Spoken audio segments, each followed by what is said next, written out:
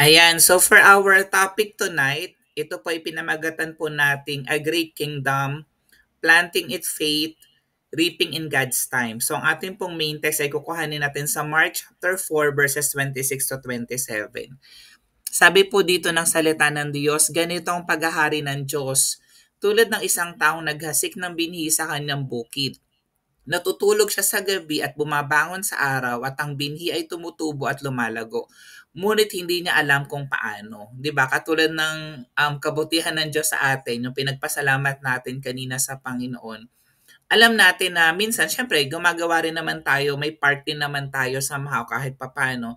Pero sabi dito, natutulog daw tayo sa gabi, then bumabangon tayo sa umaga. Pero napapansin natin, yung binhi na tinanim natin ay lumalago at tumutubo. Ngunit hindi natin alam kung paano. So makikita talaga natin dyan yung pagkilos ng ating Panginoon. Hindi lang po ito about sa tangible na pagtatanim. Ito po ay patungkol sa ating karera, 'di ba? Sa ating pamilya, sa ating mga relasyon, sa ating pag-aaral na talagang alam natin na ang Diyos ang gumagawa. Na may small part lang tayo pero dapat papasa Diyos natin yung lahat kasi alam natin na kumikilos yung ating Panginoon. So sa ating pong introduction, we live in a world obsessed with instant results. Di ba gusto natin ng ganon? Fast growth, quick success, immediate rewards. Di ba? Kung nga papipiliin tayo o wag ka na mag-aral, basta magkakaroon ka ng milyones, 'di ba? So mas pipiliin siguro natin na hindi na magpakahirap na mag-aral, 'di ba? So ganun po yung gusto ng mundo. Pero yung kingdom of God, it operates differently. It begins quietly, grows invisibly, and bears fruit in God's perfect timing. So ganun din yung ating Christian journey. 'Di ba? Maaring sa umpisa, nakikinig ka lang muna ng salita ng Diyos, and then habang nakikinig ka ng salita ng Diyos, andun na yung eagerness mo, 'di ba? Nagkakaroon ka na ng uhaw, ng gutom na patuloy na makinig ng salita ng Diyos, magpuri, sumamba sa Lord, manalangin, and then eventually nai-enjoy mo na siya. Then ikaw na din ang ginagamit ng Lord to share the gospel to others and to pray for other people as well. Like a farmer sowing seeds, our role is to obey, to trust, and wait. Katulad din pala ng magsasaka na nagtatanim daw ng binhi na syempre iniintay niya na tumubo, ganun din tayo. Kailangan tayo na mga Kristyano, mga lingkod ng Diyos, patuloy tayong sumusunod, nagtitiwala at naghihintay sa tamang oras, sa pagkakataon na ibinigay ng Lord sa atin. So hindi sa ating sariling oras, hindi sa sarili nating timeline, kundi sa oras ng ating Panginoon. Yung study po natin tonight, it invites us to embrace the rhythm of the kingdom. Faithful planting, patient waiting, and joyful reaping. 'Di ba? Hindi yung agad gusto natin. Joyful reaping. Siyempre, kailangan na faithful tayong nagpa-plant, nagsusow ng seed, and then patiently tayo naghihintay sa ating Panginoon. In Jesus' time, agriculture po was central to daily life. His listeners understood the patience and trust required in farming. Kaya yun yung example na parable na binigay ng ating Panginoon. Kasi nga, doon sa panahon ng ating Panginoon during that time, talagang agrikultura, yung daily life, yung kinabubuhay ng mga tao during that time. Yung parable ng sa Mark 4, it reflects this, that Jesus used seed imagery to describe how the kingdom grows, not by force, but by divine design. Meanwhile, yung Matthew chapter 6 naman, nababasahin din natin later on, it reminds believers not to worry about earthly needs, but to seek first the kingdom. At mahirap yon para sa atin, lalo na kapag may mga bills ng parating, 'di ba? May submission na ng mga project, ng mga thesis, 'di ba? So minsan nahihirapan tayo magtiwala, nagwo-worry talaga tayo, 'di ba? Pero sabi dito, but seek first the kingdom. At salamat sa Diyos na inuna talaga natin ng Lord sa mga oras na ito. Psalm 1 paints a picture of the righteous as trees planted by streams bearing fruit in season. So ganun daw yung sitwasyon natin. Nakaplant daw tayo dun sa streams and then nagbe-bear fruit tayo. Ayan, kasi nga ang Diyos ang nagpapalago, ang Diyos ang nagpapatubo. So may tatlong points po ako na gustong ituro sa atin tonight. Yung number 1 ko, faithful planting begins with obedience. Diba, yung Mark chapter 4, 26 to 29, the farmer sows the seed, then waits. He doesn't control the growth. Pero ang ginawa na, he trusts the process, 'di ba? Sinabi pa ni Jesus, ang kare ng Diyos ay maitutulad sa isang taong nagasik ng binisa kanyang bukid. Natutulog siya kung gabi at bumabangon kung araw. Samantalang bini ay tumutubo at tumalago ngunit hindi alam ng naghahasi kung paano.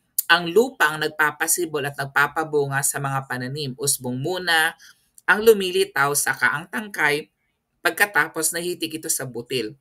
Kapag hinog na ang butil, agad itong ginagapas ng taong naggasik sapagkat panahon na para ito'y anihin. So makikita natin, 'di ba, yung example doon, yung farmer nagsuso ng seed, then hinihintay na lang na tumubo ito, lumago. Hindi na kinokontrol yung growth, yung paglago. Ang ginawa niya, pinagtiwalaan na lang yung proseso. In the same, ganun din tayo. Tayo, nag-grow tayo sa ating Christian journey, sa faith natin sa Lord, magtiwala lang po tayo sa Panginoon, sa proseso na binibigay ng Lord sa atin. Yung Psalm 100 chapter 1 verses 1 to 2 naman, sabi doon, the blessed person delights in God's word day and night. That's the seed, obedience to truth. Basahin ko po. Mapalad daw ang taong hindi nakikinig sa payo ng masama at hindi sumusunod sa masama nilang halimbawa. Hindi siya nakikisama sa mga kumukutya at hindi nakikisangkot sa gawaing masama. Sa halip, ano raw ang kasiyahan niya? Kasiyahan niyang sumunod sa kautosan ni Yahweh, binubulay-bulay na ito sa araw at sa gabi. So, ang importance po nito, syempre para mag-grow tayo as Christian, kailangan sumunod tayo sa sinasabi ng salita ng Diyos. At alam natin na yung truth will set us free kung alam natin yung Word of God. Kaya very important na nag-aaral tayo ng salita ng Diyos. Ang example nito would be si Noah, di ba? Si Noah, he built the ark for years without seeing rain. Di ba, imagine, sasabihin sa iyo ng Panginoon na magtayo ka ng arko, pero alam mo namang hindi umuulan, di ba? His obedience planted salvation for generations. At alam natin yung nangyari. Umulan nga, and then naligtas siya at yung kanyang buong sambahayan. Yung point number 2 ko naman, growth happens in hidden places. Yung Mark chapter 4, 30-32, sabi dito, the mustard seed starts small but becomes a great tree. Saan pa natin maihahambing ang kaharian daw ng Diyos? Anong talinghagang gagamitin natin upang mailarawan ito? Tanong ni Jesus. Ang katulad nito ay butil ng mustasa na siyang pinakamalit sa lahat ng binhi. Ngunit kapag itinanim, ito'y lumalago at nagiging pinakamalaki sa lahat ng tanim. Ito'y nagkakasanga ng mayabong kaya't ang mga ibon ay nakakapamugad sa lilim nito. Yan. So kita mo, yung mustard seed, ang liit-liit, pero it becomes a great tree. In the same, ganun din. Minsan nakala lang natin, ano ba naman yan? Bible study, Bible study. Pero may impact pala yun. No, kailangan yun na nag-aaral tayo ng salita ng Diyos para lumago ang ating Christian faith, ang ating walk sa Panginoon. Yung Matthew chapter 6 verse 33, sabi naman dito, seek first the kingdom and all else will be added. So our growth begins with unseen priorities. Yan. Ngunit higit sa lahat ay bigyang halaga ninyo ang kaharian ng Diyos at ang pamumuhay ng ayon sa kanyang kalooban. At ibibigay na sa inyo ang lahat ng mga bagay na ito. Hindi yung gusto natin, ibigay agad ng Lord lahat ng mga bagay na gusto natin. Pero sabi dito, malinaw sinasabi ng salita ng Diyos, kailangan pala seek ye first the kingdom of God muna at mamuhay tayo ayon sa kanyang kalooban and the rest will follow. Kita mo? So ang technique lang pala, ang tinuturo sa atin ng Lord na method, magtiwala ka sa Kanya. Kasi nga, growth happens in hidden places. Hindi mo nakikita, pero kumikilos ang Lord. Example nito, Joseph's years in prison were hidden. Diba? Andun yung seasons of preparation before his rise to leadership. Hindi natin masasabi na magiging prime minister pala si Joseph. Pero nung siya ay nasa kulungan, 'di ba? Ando nangyayari yung growth na nilalaan, piniprepare ng Lord para sa kanya for greater things to come. In the same way, ganun din tayo. Maaring nasa situation ka ngayon na napapagod ka, nabu-burn out ka, nasa-stress out ka, marami kang problema, tandaan mo, growth happens in hidden places. Yung last point ko po, harvest comes in God's time. Hindi po sa sarili nating oras, kundi sa panahon ng Lord. Sabi ng Mark chapter 4 verse 29, as soon as the grain is ripe, He puts the sickle to it. So God determines the harvest moment. Kapag hinog na ang mga butil, agad itong ginagapas ng taong naggasik sapagkat panahon na para ito'y anihin. Siyempre, ang nire-refer dito ng verse na naaani, walang iba kundi yung ating Panginoon. So the Lord God determines the harvest moment, 'di ba? Psalm chapter 1 verse 3. The righteous bear fruit in season. Katulad nga'y punong kahoy sa tabi ng isang batisan, laging sariwa ang dahon at namumunga sa takdang panahon. Ano man ang kanyang gawin, siya ay nagtatagumpay. Ganda, no? So kapag pala tayo nasa Panginoon, ano man ang ating gagawin, tayo raw po ay magtatagumpay. Mamumunga tayo sa takdang panahon. So magtiwala lang tayo sa Lord. Ang example nito si Abraham. Abraham waited decades for Isaac. The promise was fulfilled. Alam natin yon.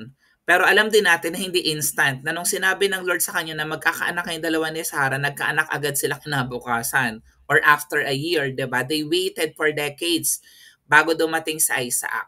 So makita natin dito, hindi instant pero it was fulfilled. So tinuturuan tayo ng Lord dito na maging faithful sa Kanya, magtiwala sa perfect time ng ating Panginoon kasi it will come to pass in His perfect time, not in our timeline, not in our own time. Sa conclusion po natin tonight, the kingdom of God is not built on speed, but on surrender. We plant in obedience, grow in hiddenness, and reap in God's time. The harvest is sure, but the process requires faith. Don't rush the fruit. We have to trust the gardener. Siyempre, walang iba kundi yung ating Panginoon. So how are we going to apply this?